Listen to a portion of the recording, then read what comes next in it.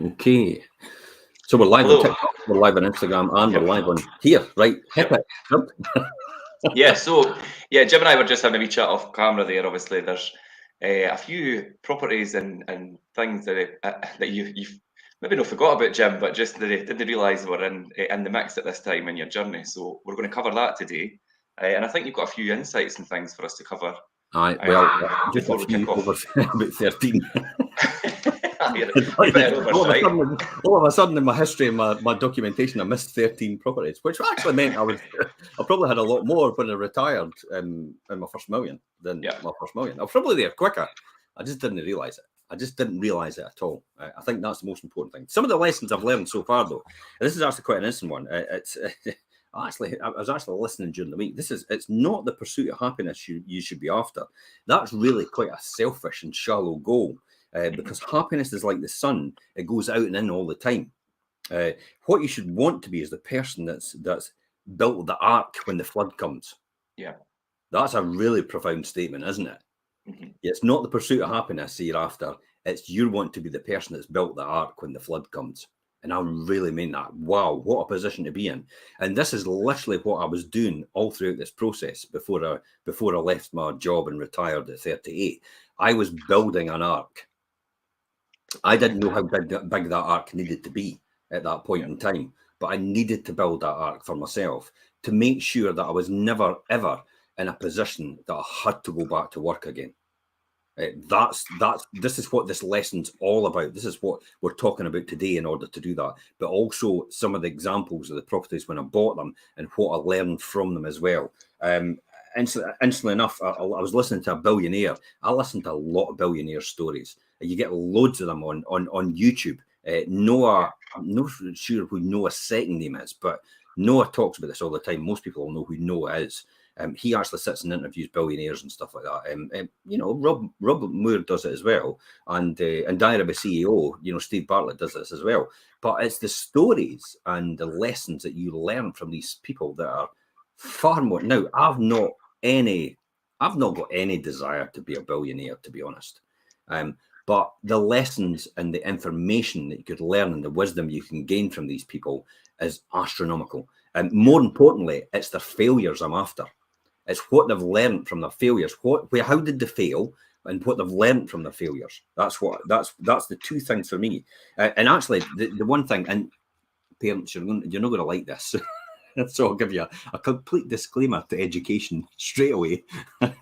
But some people out there might get it and think that's absolute sense to me. I was listening to this billionaire recently, and he said two things to become great in life, which can guarantee a good income and you to be wealthy and prosperous as well. There's two things that you can do.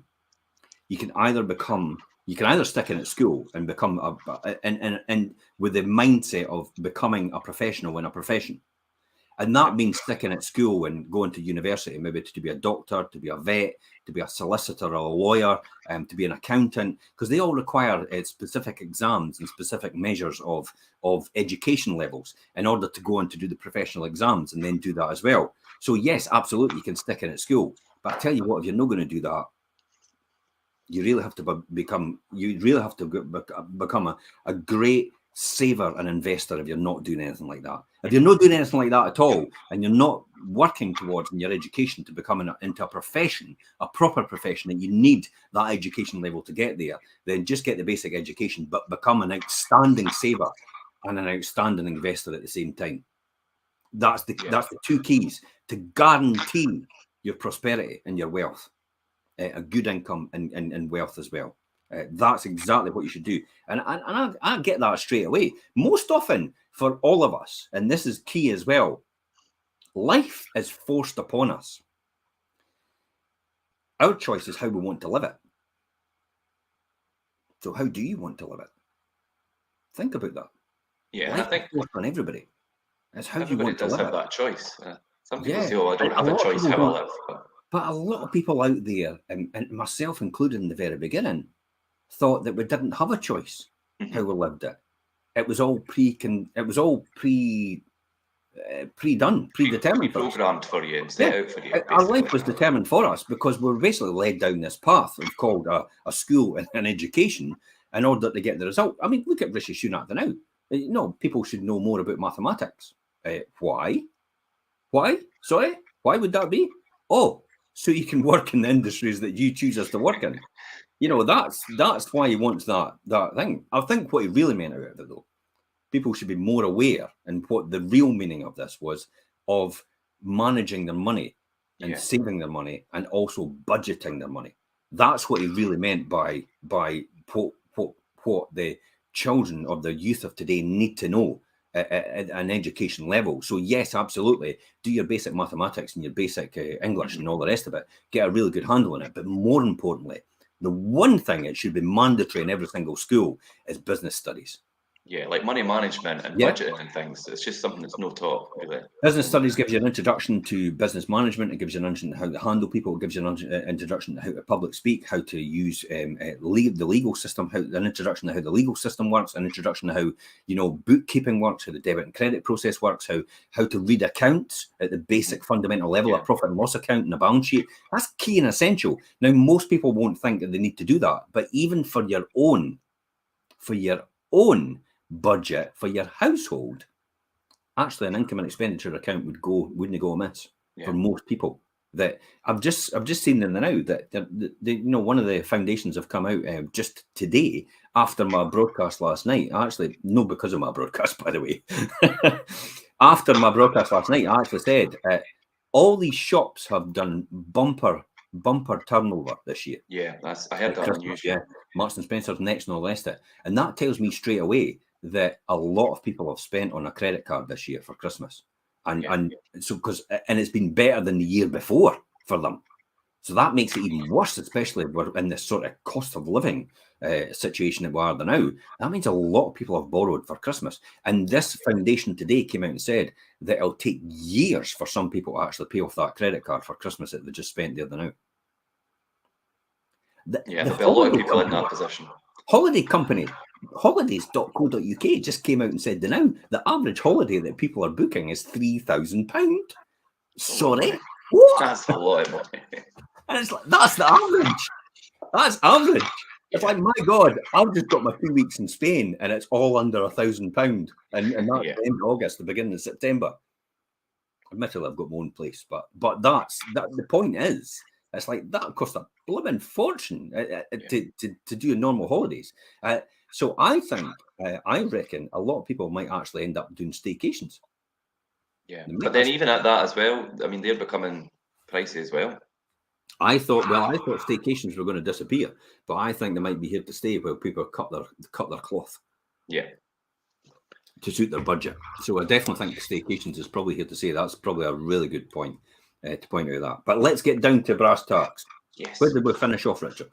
We finished off, you just finished speaking about your property, 3-bedroom semi-detached house in quite a popular area of Leavan. And then we're going on now to a 1-bedroom apartment that you've got, where we still have at the moment. Yeah, this was my first introduction to a property over commercial premises.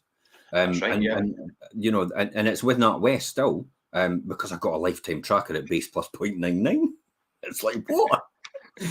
So, and I've still got that lifetime tracker today, but it was the first time I'd actually got over commercial premises, and NatWest were the only company that was going to do it. And I think NatWest is the only company that still does normal buy-to-let over commercial premises. So if anybody's looking for buy-to-let over commercial premises, NatWest is probably the buy-to-let lender to go to. I don't think, don't quote them on it. Some mortgage brokers out there might be able to tell them otherwise on TikTok or Instagram or any of these channels, Facebook and YouTube. They might be tell them otherwise if Birmingham Midshires or possibly the Mortgage Works do it as well, but I don't think they do. It also taught me quite a valuable lesson in terms of, what would I say, over the years it's had its challenges, this one. It's been a bit self-contained because but the thing about it, what I loved about it the most, was it now warned me to buying properties right in the high street or next to the high street, because that's effectively where it was. So while it didn't have a garden, and I was always wanting, to buy properties by a garden, it was an upstairs So there was nobody above that person. So you get the personal enjoyment of the property to yourself. But equally as well, it's right next to the high street. So you just walk out your front door and you're in between all the amenities you really need to get on with things. So it has a specific different type of market. Normal, a single professional or something like that. Yeah. But it is actually a good earner. I mean, what we're getting $395 on that just now. Yeah. My mortgage works out at £97 a month. Yeah. So almost clearing $300 a month in it. Now, admittedly, that was bought in 2004. So we're almost 20 years on. And that property was bought 30,781 all in at that time. And if I was to put it on the market today and try and sell it, I think probably 55 maybe. Let's say 50, yeah. So it's probably only gone up round about maybe 70, 80%, but it doesn't really matter to me. It's more importantly what cash it generates and how well it's occupied. And it tends to be occupied nearly all the time, doesn't it? Yeah, I mean, in between a couple of times, I think we decorated, and then the most recently, I think we just put a kitchen in. But apart from that, I don't think you've had any great expenditure on it as such. Yeah. And it's been filled for numerous years now. And have we changed the kitchen at some point? Just recently, yeah? Just before the last tenancy. Yeah, so just recently changed the kitchen, recently changed the heating system, and bathroom's still the same, I think. Bathroom's still the same, yeah. Bathroom was fine, wasn't it? It was really nice. So that's 20 years past, and that bathroom has still lasted perfectly well, and it's a really lovely bathroom. It's in quite good condition. Yep. And it's got great amount of storage up in the attic, and it's got a great amount of storage in the cupboards as well. So that's what I loved so much about it. And it wasn't it wasn't a direct on the high street, so people walking past your window. It was an internal stairway going up.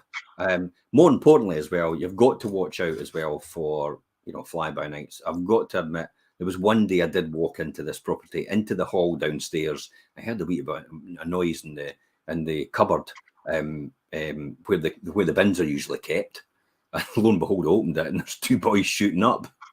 Oh God! It's like, and they're just sitting in the complete dark, and it's like, oh my God, what are you doing? Get in. It's like, go and do that somewhere else. And it's not that type of area. It was obviously they needed somewhere, so they thought they would just come in here. That's the importance of having a secure door entry system. Yeah. It didn't have it at that time, and that was the problem. Somebody had got in and they just sat in this wee cupboard, and they were just having whatever it was, whether it was heroin or that, and then just getting on with it. But that's where I got, this is the sort of thing I got introduced to. Like, I never thought there was any kind of drugs problem when you started to be a private landlord, and you started to see this round about you. Yeah. And you're like, oh my God, this is I wouldn't say it's rife, but it's the fact that it's something you have to deal with in people's lives. I think, yeah, especially as an agent and things as well. Obviously, you're aware these things go on, but until you actually do something like a landlord or be a letting agent, and you're dealing with it like in the forefront every day, that's when you realise, like you say, like it's not rife, but it's there. Yeah, if anybody wants to ask any questions, please feel free to ask. If you've got any comments, please feel free to make comments. If you're going, we hate private landlords, let's, pitchforks out and all the rest of it, jog on. Just go and watch something else. This isn't the channel for you. Don't waste your life watching me. That's what I would say to these people. There's no point. It's like you're going to have a go at me, but it doesn't make any difference to me at all. It just wastes your time. So if you're here and you're willing to listen, and you're willing to learn, and you want to make money, you want to increase your wealth, you want to have more prosperity in your life, then probably this is the one for you to talk about this. It stopped me. I tell you what, it still stopped me from retiring. I mean, we're on round about approaching 30 properties at this point in time. Remember, I was self-managing still. So I'm working as a financial controller, stroke financial director in a position. I'm at 30 properties almost by now, and I'm managing the whole lot myself still. So I'm taking phone calls during the day and stuff like that, and just trying to field, making sure that my tenants would phone me at night. They all knew I worked during the day, so they were phoning me at night. And some emergencies, they would text me, because I used all these different things. I used efficiency and what we call nowadays is AI. I was using that to the advantage, and and taking advantage of all the information technologies around about me in order to make things more efficient for me, so I could get messages to me quicker and I can get messages to my contractors quicker. So I was basically managing all my properties at the same time and doing that and having a real balance. Now, the reason I was doing that is because the objective of the exercise for me was I was never taking any money out of my business at all. I was living on my income I generated in my job. It's a great thing to be, because you can keep reinvesting all the profits that you make in upgrading your stock and also buying more stock as well. Yeah. And that's what I've always followed. I've never really taken any money out of my buy-to-let business from the very beginning. And folk are going, well, what's the point of doing it? It was the one-offs now and again that I did. You know, if I wanted to go on that holiday just to do the now to Jamaica, if I wanted to get my knee sorted through the private healthcare system, I was able to do that. All these things, if I wanted to help my brother, if I wanted to help my daughter buy her first house, I was able to do that. So that's the only reason that money would go there. I would never take anything else out. If you are self-managing, you do want to take something out, then I would recommend you probably just take out a percentage of your top line income, which is equivalent to what a letting agent would take out if you need money to survive. But in my context, it was like I reinvested everything. Never mind your 40, 30, 30, you know, Grant Cardone attitude. It's like, it was almost like 80% invested, 20% I'm going to live on. and even my day-to-day job, I was investing the money from that into buy-to-let and into property as well at the same time. So I was still doing all that, even though I had all this, what you would, and I never counted it either, because I thought at this point, if I started counting this and realized how much I really had and what I was really worth, would that have actually made me think, oh, I could retire quicker? Or would it deterred you for what you were set out to do? And my fear is I would never be where I am now if I hadn't, if I had done that. So it was never something I really counted. I just looked after the day-to-day and the detail and made sure the cash kept coming in, because the KPIs are right. You know, you've got the KPIs, which is the key performance indicators. If you keep an eye on the key performance indicators and make sure they're right, and I was always taught this from Willie McCall at ESA Macintosh when he was the operations director. Willie actually said, because I used to say to him, look, you know, is it no more important about the, you know, the profit, and you see the profit and loss every single month? And I went, no, Jim, no. He says, if the labour efficiency is right, if the material efficiency is right, if the yield's right, he says, and if the cost per hour is right, he said, everything else will fall into place. Mm-hmm. Wow, really? He says, that's the only thing. He says, these are about 5 things that I keep an eye on every single week or every single day.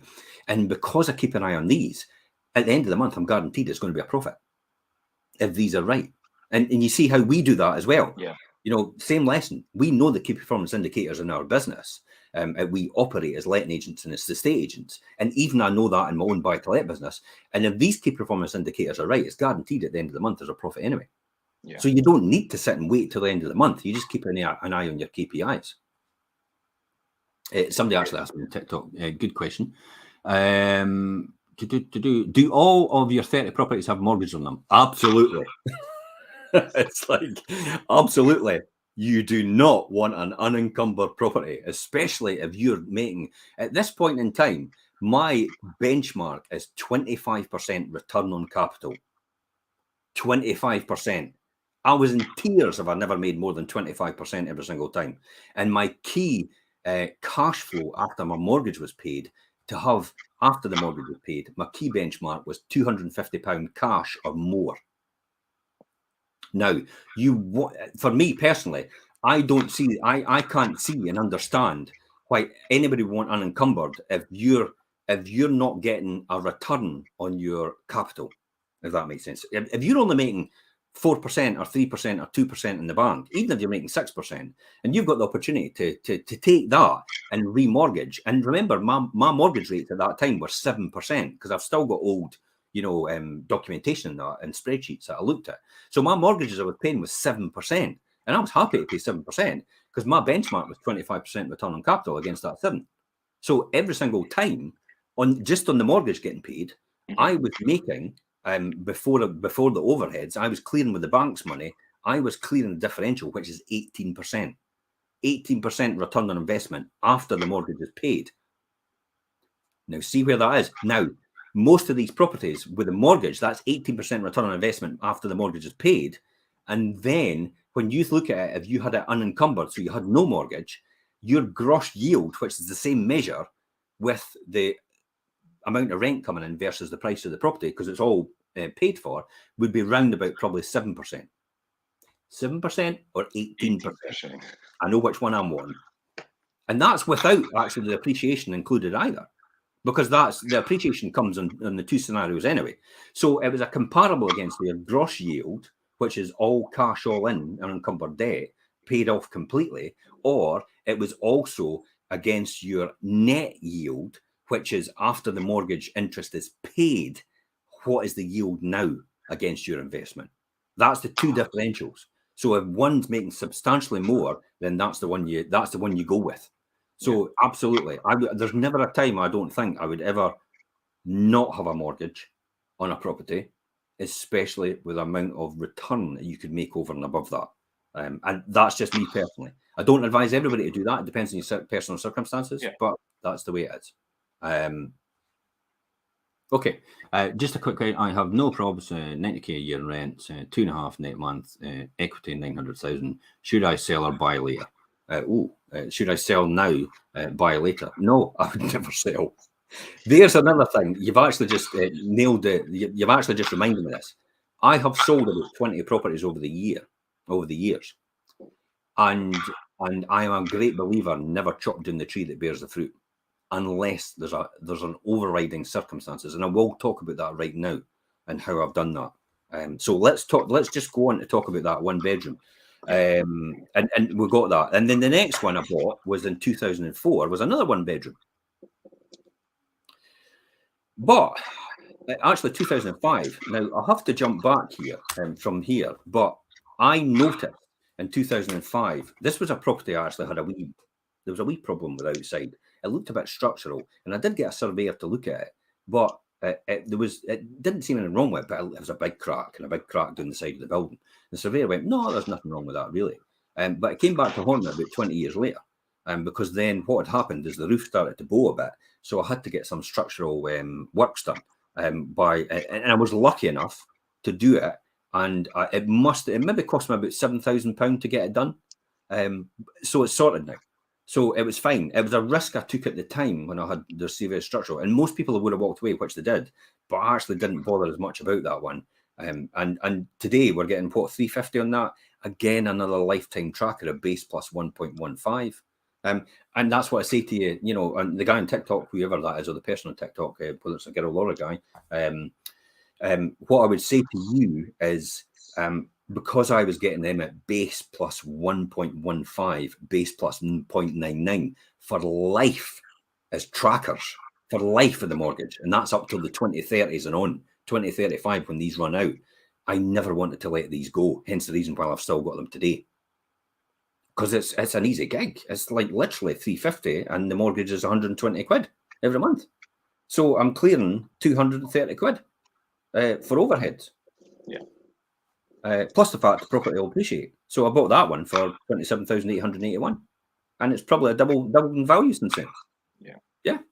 Now, incidentally, at that time, this is where I digress. I actually looked last night and I found 1, 2, 3, 4, I thought 13 different properties that I forgot in between that I didn't realize was in existence. I actually started to buy through my limited company. This is where my limited company started in 2002. So if we go back in time 3 years to 2002, I set up a limited company deliberately. It was because everything was bought in Elaine's name. Okay? My wife. Because I was working and I was more or less going into higher rate tax. So the last thing I was going to do is buy properties in my own name to go into higher rate tax. And then everything was bought in Elaine's name because obviously at that time we were getting really good advantages of deduction of mortgage interest. We were getting the capital allowance. We were getting wear and tear allowance of 10% of top line rent for furnished properties. We were getting also our capital gains allowances if you ever sold. So there's huge tax advantages. Plus, Elaine wasn't earning income because she had retired years ago. She retired the day she got her redundancy money, and then I started investing her redundancy money in property. She retired that day to look after the kids. You know, we had children after that because that was the plan that we had wanted to do. So that allowed her to do that. So I started buying a limited company because she'd got to the threshold of the higher rate tax as well. I never knew about pensions, by the way, about contributing towards a pension to bring you down at that time. So I just immediately jumped in and says, okay, let's buy them in the limited company now. And at that time, again, it was quite difficult because it was 2002. Buy-to-let mortgages had just come online for individuals, but not for limited companies. So I had to go back to the old model again I had with the Bank of Scotland. The Bank of Scotland's been with me for the very beginning, by the way. I'm extremely loyal to them for that very reason, because they're the ones that helped me set me free, and many other people as well. So the Bank of Scotland actually decided to do term loans again with me on the limited company. On the limited company, yeah. Track record. It was really track record. It did everything. The track record I'd done. I remember walking into my bank manager one day with a plan about what I wanted to do, and I just presented it to him, and I says, "There you go." I can't remember if it was Angus or whatever his name was. You forget who they were actually, but he was a really good guy. Maybe it was John. Remember, that's about 20 years ago. Yeah, maybe it was John actually, John Houston. So John actually started doing one, and I just presented them with the business plan. Remember, a business plan, it doesn't need to be the be all and end all. It just needs to know they just need to know the numbers and how that all works. Yeah. I mean, most buy-to-let processes do that, but if you're looking for term loans, the only way you're going to get it over a corporate lender is actually have a proper kind of a business plan about what you want to do. Now, I've already established a track record. I'm going to the moon from that point in time in 2002 still, and I'm buying property like it's going out of fashion. But he said to me, he actually said to me one day when I presented the business plan, he went, "And are you going to tell me what you had for your breakfast as well?"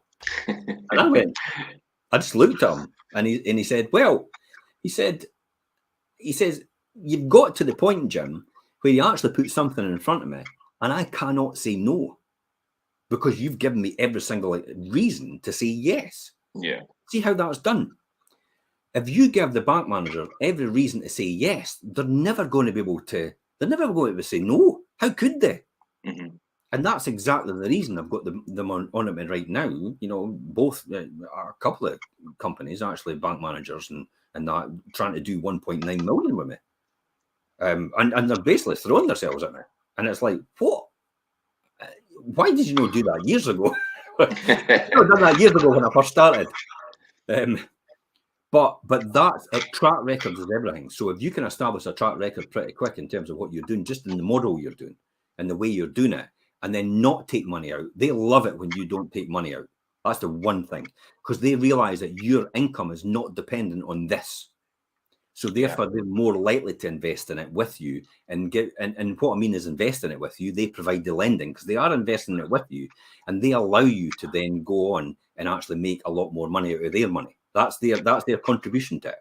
But they love the fact that you do not take money out of your buy-to-let business, and you have your mainstream. You know, your job is actually your income you survive on. That is a really good precedent to set for a buy-to-let lender. When they see things like that, they love it, and they'll give you a lot more money as a result and a lot more lending because they realize there's no risk in that, because that's on its own. They're also loan to value. They're hedged around about 60% loan to value, in terms of where they do their lending. Therefore, what risk have they got? You're not reliant on the income, so that's fine. And plus the fact they've got 40% equity in the game. You know, in terms of what they can do if they need to do a fire sale. And what I mean by a fire sale, if they need to say, we need to sell it all off quick so we can get our money back, that's a fire sale to the bank. Now, think about it, the credit crunch, the market dropped 20%. So you really think you're going to get to a point where you're going to have to exit with a 40% drop? Pretty unlikely. Yep. So that's why they love the fact that there's no risk involved in that for them at all, really. They can exit anytime it gets tough in the circumstances if they really need to.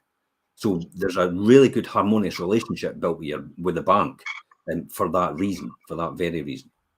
Actually, he's asked me there, do you see a crash ahead? No. Probably just a mild realignment, I would call it. I'm predicting property prices probably this year will go down by the end of the year, probably between 5 and 10%. If that. However, there's indicators now saying to me that the economy isn't going to be hit as bad as it is. and inflationary pressure is only going to be, they're only looking to bring it down to about 5 or 6% this year, the inflation benchmark. So they're not going to be as draconian in terms of the way they try to bring it down by putting base rates up so high that it basically gets to the point where it tortures people. They can't spend anything, and therefore that's how our economy shrinks, and that's how the housing market shrinks as well at the same time, because people lose their jobs. But the object of the exercise is not. And to be honest, in this sort of market just now, the people that lose their jobs can easily probably pick up a job elsewhere, because there's more jobs on the market than there is people looking for jobs. The biggest threat to inflation this year, by the way, is going to be poaching from another employer and how much you're going to have to pay for that. That's what's going to push wage inflation up. Okay, so my first one, actually, I bought my limited company, was a 1-bedroom lower flat. I've still got it today. I bought it for £15,000. What do we get on that? Probably about 375 or something like that. Yeah, it was over 375. Yeah, so we get about 375 on that. So I bought it for 15 grand, and I've still got it at 15 grand. Although I've actually used it to leverage in terms of getting further lending to reinvest to buy more property. I bought another 20 last year, for that reason. So I leveraged it, and it made absolute sense. But I was getting deals from the bank on these rates, base plus 2%. So base plus 2%. So basically, almost like a tracker. And I was getting them for 20 years, term loans. And they were term loans, remember? So I was paying down the debt. So basically what I was doing is, now it's completely different. But at that time, I was probably making about 50 grand profit, but only 25,000 was actually coming out in cash flow, because 25,000 was used to pay down the debt out of that profit in the limited company. Yeah. So that's how it worked. And then I was depreciating my assets as well, which I've now found that you shouldn't depreciate. You shouldn't depreciate investment assets like houses. And the reason for that is because it makes your balance sheet look negative, or it makes it look really low. So when the bank comes to re-lend, or anybody comes to credit search you, therefore they actually think you've got less assets than you have. So it could take a wee bit a longer job. So you get a professional RICS surveyor to maybe go ahead and every 3 years. This is under the standard statement of standard accounting practice for investment properties. I think it was SSAP 13. If I'm right, somebody might correct me on it as an accountant. I don't know if the SSAPs exist anymore, but the statement of standard accounting practice 13 actually said that you shouldn't actually depreciate investment assets, investment properties. But I actually had a policy in the limited company of depreciating the properties. So it was giving me a false sense of security, or a false, that false sense that I actually didn't have enough to actually retire. But again, I come back saying I didn't want to focus on it, because then I probably would have made that leap earlier, which wouldn't have made me where I am now. I would have been a wee bit behind. And that was one actually. They had. These were all properties that they never had internal toilets. That's how old they were. They were built in the 1920s. So they didn't have internal toilets at the time. And it was only in the 1970s they actually started to do all that. And the government gave grants for it. And what they did was they sold these properties to the council. The council did all the upgrades on the grants and then sold them back to the owner for the same price. And then that's how you got, a shower room at the end of the hall, which used to be a cupboard. Yeah. And then convert it to a shower room. That's why you got half of your living room taken away to in between the living room and the bedroom to actually be a bathroom with no window outside. That's how that happened. So they were good. They were good properties. They were downstairs, good for somebody that can't manage stairways either. So that was a great benefit. So that's one of the lessons I learned out of that one. The next one was actually a 2-bedroom upper, export authority again, bought for 16,000 in 2002. And again, if you were to put these properties back on the market, well, they're selling for about 70,000 now, aren't they? Yeah, I would say about 65, 70 at least. Yeah, so 2002, 20 years has passed from 16,000 to 60,000. So it's gone up 400%. Effectively 400% in terms of appreciate. Well, 300% added on to the 100% in the beginning. So basically it's 300% in terms of the price that's gone up. Now, admittedly, I'd done improvements, new kitchen, new bathroom, carpets and curtains, double glazing. So I did all that, but that's not included in that value. So, and it was all deductible because I had the tenant move in, and then I did it when the tenant was in there, and that's what made it deductible. If you do a refurbishment at the beginning, the Inland Revenue will question you about that if that's deductible against your income, because the person hasn't lived in it yet. It's classed as a capital improvement. Therefore, you should capitalise it in the balance sheet. Therefore, if you're never going to sell, you'll never see the benefit of it. So you're better to actually get the tenant to move in and just say to them, once you've moved in a couple of months, I'll do all the refurbishments if that's okay with you, because I can now deduct that against my mainstream income. I can now deduct it in the year I actually do the work, and I won't need to capitalise it for that reason. So that's probably the lesson I learned out of that. And one of the other ones as well, the downstairs neighbour was horrific, and probably is still today, and you'll know that yourself. This person, if they don't like the tenant upstairs, they will do everything to be antisocial. That's a house owner. Just if they don't like them, nothing to do with the way they live. Just if their face doesn't fit, this person is a completely horrible person. Just horrible to anybody, and just about everything. And it's what you say, Richard. There's a stigma, and this guy has a stigma against people that rent property. Yeah. It's against tenants. I don't know why he's like that, and I've seen it over the years. He looks down on tenants. He looks down on these people. He looks down on people that rent, and actually actually looks at them as inferior. And I don't like that for that very reason. To be honest, you could really put a horrible tenant in there to get them back, but it's like, I'm no into that. I don't play that game with people. No.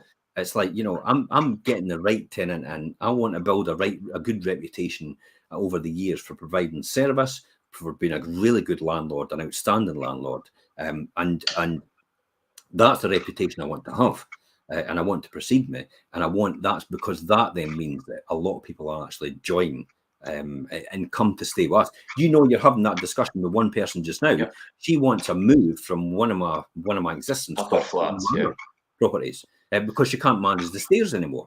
And that's the great thing about having and looking after people for life, is you look after them very, very well and provide them with an exceptional service and do everything for them. They will just stay with you forever. And that's fine. I had that conversation this morning with her, and she's been speaking to the council, but rather than go with the council, she says, I would rather stay with you. I need something on a lower level. So that speaks volumes if they want to stay with us rather than go with the council or whatever the council are offering her. Now, in 2003, the next property I bought was a one-bedroom downstairs. And I actually bought it, and it was a repossession. But this is when I had to start sending someone else round to view them. This is when I had to start sending someone else round to view them. Why is that, Jim? Because everybody that knew me knew damn fine as soon as I went to see a property, it must be a winner.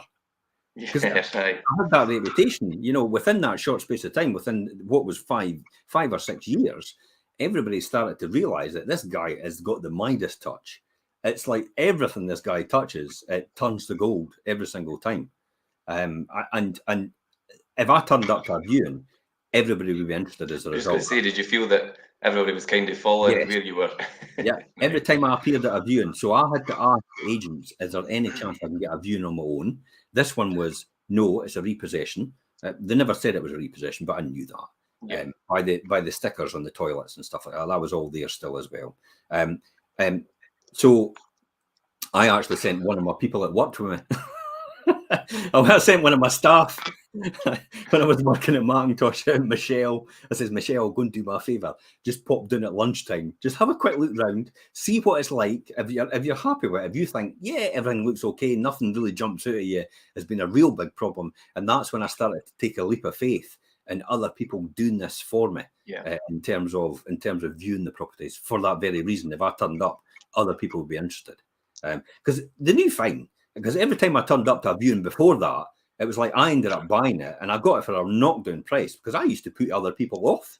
I used to do the open houses, and I used to walk around straight away and go, ooh, I didn't care about the fireplace and the heating system. It's like, is that working? It's what with the electrics? They didn't look very well, and that bit in the corner doesn't look very good. And everybody I never used to talk to anybody else about it. I just talk to yourself loud and talk through it with the agent that was there doing the viewings, or the viewing lady, or the viewing person. And subsequently everybody would be overhearing that and going, and then I would get out the door and I'd be going down and going, so what's your thoughts to other people? And they'd go, oh, I'm no bidding on this. It's like, no, it looks like there's too much work. And I'm going, happy days. Happy days. And I'd managed to put everybody off psychologically, playing that game like Muhammad Ali used to do before he even got into the ring. Everybody else was out. And the guy had himself knocked out in the second round, and Muhammad Ali hadn't even thrown a punch yet. So that's the psychological process I used to do, and I do that. I do still do that sort of form of process today in terms of my negotiation for buying more property, but also my negotiation in a estate agency and a letting agency. When it's funny how all that skill set from industry and from what I've been doing in this has followed me into being an estate agent and also being a letting agent. And that's why people pay me a big premium to actually go and do the job for them. It's funny how in an instant like that, how people can be so influenced and deterred from their own initial thoughts and perceptions of things just by obviously listening to overhearing what you're saying, and it's changed how. So I mean, I think a lesson there for people is to stick to your own mindset and what you're obviously working towards, and don't let other people influence you. That's quite a good thing, because like you say, they obviously lost out because they're listening to what you're saying. But you know yourself more and more now, and I talk about this all the time, is when I do vlogs and blogs and everything, I say, look at the facts. Assess the facts before you make a decision on an emotional level. Look at the facts first. You may get the initial impact emotionally, like your chimp kicks off, because your chimp's the emotional side of you. You can't control the chimp, but the chimp goes to the human side of you, the logical, the part, the one that thinks about the facts and figures. And then it goes, is this justified how I'm kicking off? And then you go, well, no, shut up, Bubbles.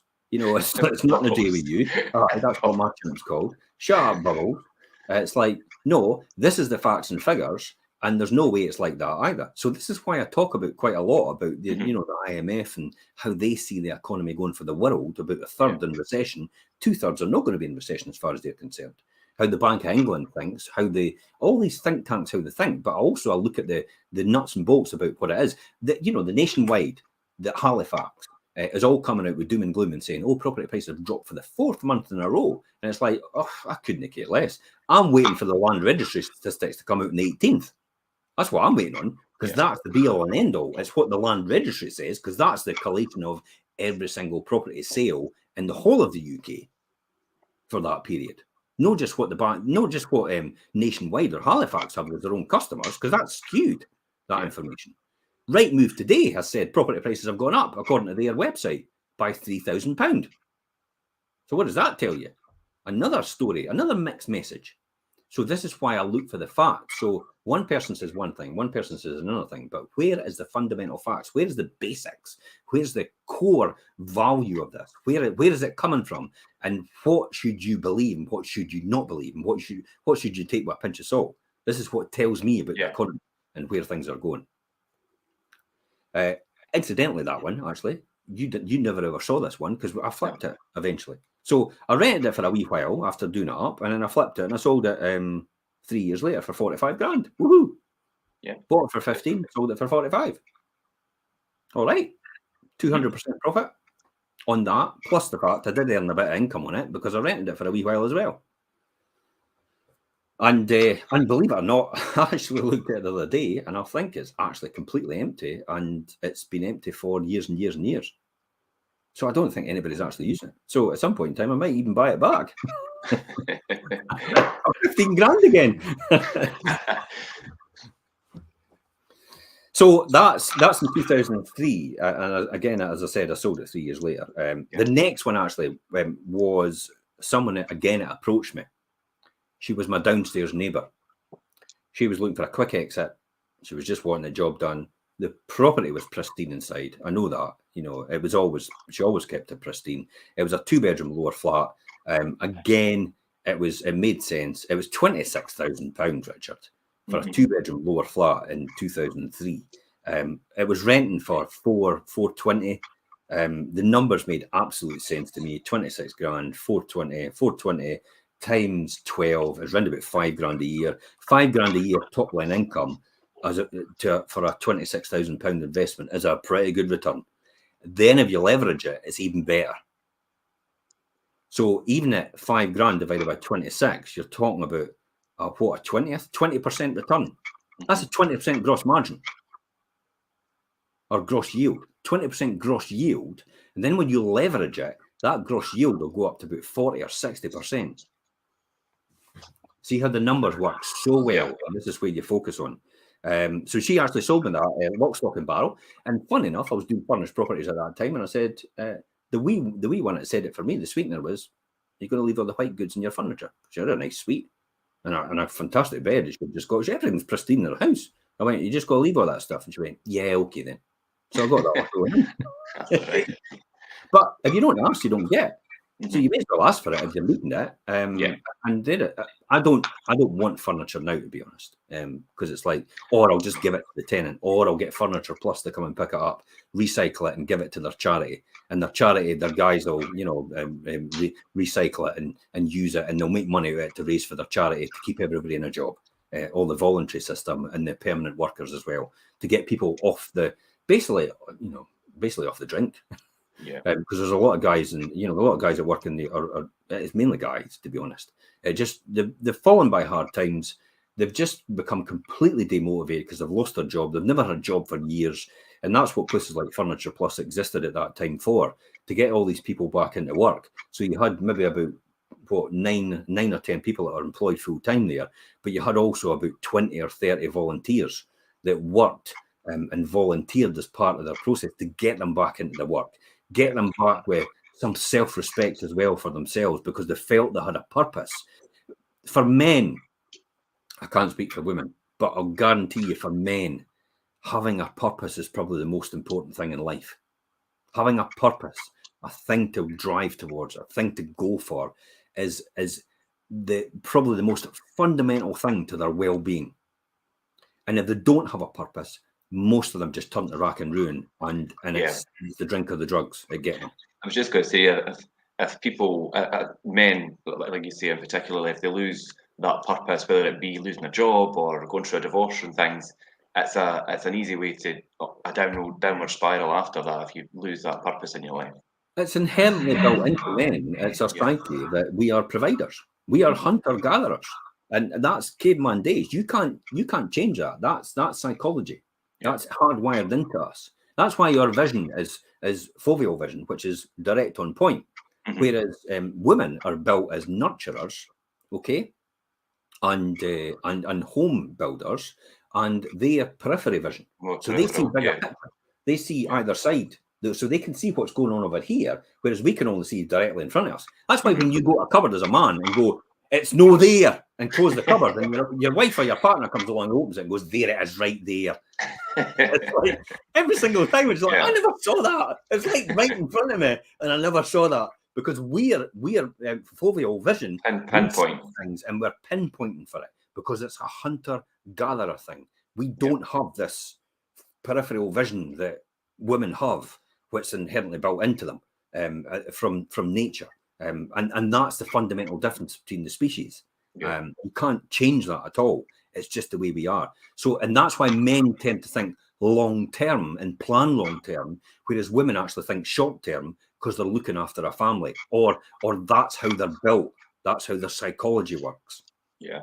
I know there's people out there that say, I don't want to have a family. And I know that's fine. I tell you what, as psychologists say, some professional psychologists say, wait till you get to about 40 and you've not got a family. Yeah. It begins to get a bit lonely. Your career doesn't do it for you anymore. But you'll get there when you get there, if you don't learn before then. So probably the most thing, that's when people started to come to me when I got that 2-bedroom lower flat. Yeah.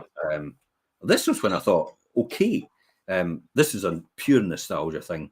My sweetie shop came up for sale from when I was a kid. I used to be a sweetie shop. I can't remember it being a sweetie shop. That's obviously way before. Called Moz. It used to be called Moz, the sweetie shop, Moz. And before that, it was Alex Patrick Club Makers. From I knew it was the club bakers. From I did know that. 1829, this building was built in the 1800s, early 1800s, and there was no cavity. There was just two bricks together. That's how they were built, because they didn't know cavity wall insulation at that, or cavities at that time. They just put two bricks together and they built these buildings. It is a beautiful building. It is very multifunctional in how to use it. But it came up for sale. One of my friends actually had it. I actually worked for them for a wee bit of while, in a direct sales capacity, helping them sell some overseas houses. But they bought it and I bought it off them, because then it's like they didn't need it anymore. It's surplus to requirements. But it was my sweetie shop and I had complete nostalgia for it. And I didn't actually know what I was going to do with it, but I was getting it for 34 grand. Really? That's good. Yeah, it's a beautiful property. That's a good I was getting it for 34 grand at that time, and I thought, wow, that makes absolute sense. In actual fact, I tell you what, at some point in time, it could be an office. There was another couple of ventures that I lost. I actually took on the Salvation Army Hall, the old one at the back of North Street in Leven. Yeah, North Street. Yeah, Nairn Street.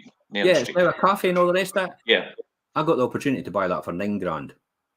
Really? And it was accepted. Aye, think about that, because it's now 60. And I turned it down, when I bought it for 9, I actually committed to it. And then I got halfway into the transaction. I thought, God, even at 9 grand, I don't even know what I'm going to do with this building. Yeah. It's like it's got a huge amount of work to do on it. And do you know what? Do you know what I learned out of that one? It was more in the fact that I let that deal go. Even though I could have bought it at 9, and then I could have probably sold it 10 years later at about 50 or 60,000. What I learned from it, Indiana Jones at the I think it's the Temple of Doom. No, it's the one with the goblet. When he tries to get the Last Crusade. All right, yeah. Yeah. When he gets the goblet and he's at the end and they're trying to drink the goblet and the knight says, drink from the right goblet and all the rest of it. And then he drops the goblet and the earthquake happens, the ground opens, and the goblet's on the other side. And the first woman tries to cling for the goblet. This is a great metaphor for things in life that you sometimes have to let go. She wouldn't let go. And she lost her life for it. Where Indiana Jones at the end, it was actually a very, very prevalent in terms of what it is. What I know today is his father, his dad actually said to him, "Look, Indy, you need to let go, or you're going to die." And he let that go, and he lived as a result of that. And that's the same analogy I used with that. If I had taken that on, I think I would have had to spend at least 30,000 on it. Now, when you think about the price I was buying property for, 30,000 would actually buy me probably another 6 or 7 properties. Yeah. So it was all about letting something go to actually benefit even more about the return on investment you could have for later on. I think that's the lesson that told me. So Cali House, good addition. I've still got it today, and I rent it as a commercial property. It's a beautician that has the front, and it's rented all the time. And I keep the back for all my files and all my accounts and storage and everything like that. So that's where all that goes. But then equally as well, Richard, that's where I first started at Century 21 when I retired. So when I retired at 38, I actually opened there for the first time as Century 21. The beauticians that actually just moved out, Claire, I was in the beauty house there now in Scooney Road, and I was talking to her, and they were actually saying that if it wasn't for starting there, they wouldn't have been able to be where they are now. So and the new tenants love they love it in there as well. So they're just kind of starting out. So from a point of view, Richard, it's an incubator. Yeah, it's an incubator for businesses. That premises, that's really where it comes into its own. And the fact that it allows people to get started in business and have their own premises. And then from there, it allows them to take that leap to the next stage. So they don't take that leap straight away because they don't have the customer base. So it's cost effective to run just now with the customer base while they build it up. And then when they get a bit bigger and they need a bigger premises, then they upgrade. Yeah, that's what allows, because independent one-to-ones been in there as brokers. They're away to the Thompson House now. Then you have the beauticians that have been there. You have Eileen was there before. Eileen She was was there, doing all the aromatherapy and everything like that as well. So she ran her business from there as well. So it's been a great incubator business for a lot of local small businesses, and that's what I loved about that property, and myself included. If it wasn't for that, then I wouldn't have anywhere where I could have kept all the furniture, where I could have done everything else, and where I could have worked from where we first started. Because there was no way we were going to be able, Gordon and I, when we started Century 21, our estate agency, there was no way we were going to be able to afford to pay for a premises and rent off someone else. So in the beginning, it was like I never paid myself any rent. I actually just used that premises for us to get started and start to incubate your own business, yeah. Yeah, baby, incubate, baby. It's your baby. Your business is your baby, and that's really how it started. It's just an incubation process to the next stage to get into the next office and to move on from there. Next one, 2003 October, still limited company, 1 bedroom lower flat. I don't think I've not been in this one either. No, you never ever saw it. I wasn't in this one, you know. A 1 bedroom lower flat actually. So and I bought it for £11,500 in October 2003. Somebody just wanted rid of it. Yeah, and it was an easy gig for them to sell it to me. The only thing I could remember about this one is Norman died in it. One of my long-term tenants. Norman was absolutely fantastic. He was a great guy. It was Jimmy's brother-in-law. You know Jimmy? He used to live in Park Hill Wynd. All right, yeah. Jimmy was well as well. Jimmy and Norman used to go about all the time, and Mary as well. Unfortunately, Mary's no longer here either. Mary's away as well, yeah. Yeah, but Mary, Norman, Jimmy, Donald, Amanda, you know, David. Donald's still with us. Well, David as well. All these people have been with me for years in some shape or form in my properties and in my stock because I've looked after them all these years. Now, these have been people that have chosen to rent. They've always wanted to rent. They've never had any desire to go to a council house because I've looked after them all the time. Yeah. So I've done what I've needed to do, and that's why they're still with me. But I remember Norman, and I remember that was my first experience of someone passing away in the property and having to then have it cornered off because then the police then come along and say, look, we're going to have to, tape it off. You're not allowed access to the property. We're going to have to ascertain the cause of death. Investigate the situation. Yeah, he just basically died on the couch. Fell asleep, died. That was the end of it. I mean, he was a great guy. I like Norman. But that was it. And then subsequently, that was another one. 3 years later, bought it for 11.5, and I sold it for 41. Yeah, can't take that profit. I know.